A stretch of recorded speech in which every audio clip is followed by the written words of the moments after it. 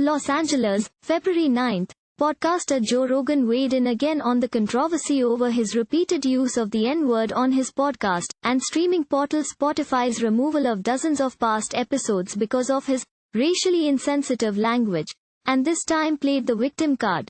Last Friday, Spotify pulled 70 episodes, The Joe Rogan Experience, from its platform, dating from 2009 to 2018, which the streamer said it did at the request of Rogan and his team, reports Variety.com. That came after singer India Arie last week said she was pulling her music and podcasts off Spotify, citing Rogan's language around race. She reposted a video on Instagram compiling 24 times Rogan used the N-word on his podcast, and the resurfaced clip soon went viral.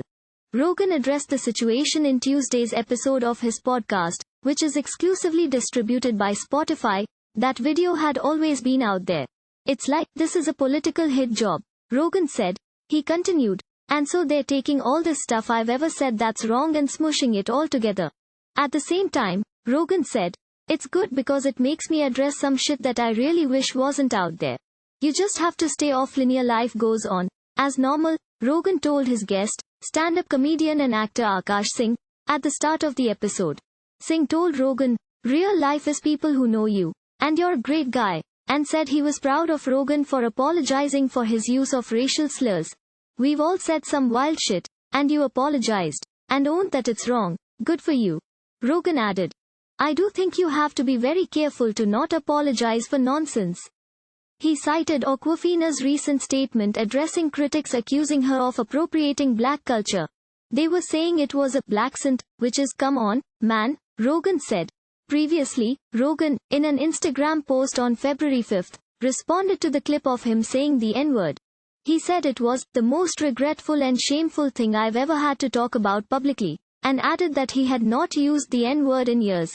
Following Rogan's apology, Spotify CEO Daniel Ek on Sunday sent a memo to employees saying that he was deeply sorry for how the controversy over the podcaster has affected them. But, he wrote, I do not believe that silencing Joe is the answer. Canceling voices is a slippery slope. In his memo to employees, Ek also said Spotify will invest $100 million for the licensing, development and marketing of music and audio content from historically marginalized groups. Spotify's exclusive multi-year deal with Rogan is reportedly worth more than $100 million. To be sure, Rogan has been a controversial figure even before Spotify inked its exclusive deal with him in 2020. When Spotify added The Joe Rogan Experience to the service in September 2020, it had dropped some episodes including those featuring right-wing guests such as Alex Jones, Proud Boys founder Gavin McInnes and Milo Yiannopoulos.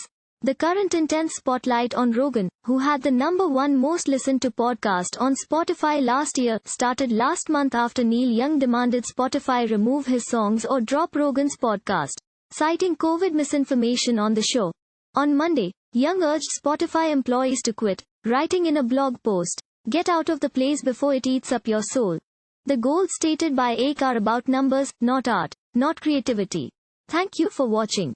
Please subscribe to channel and click on bell for more daily videos.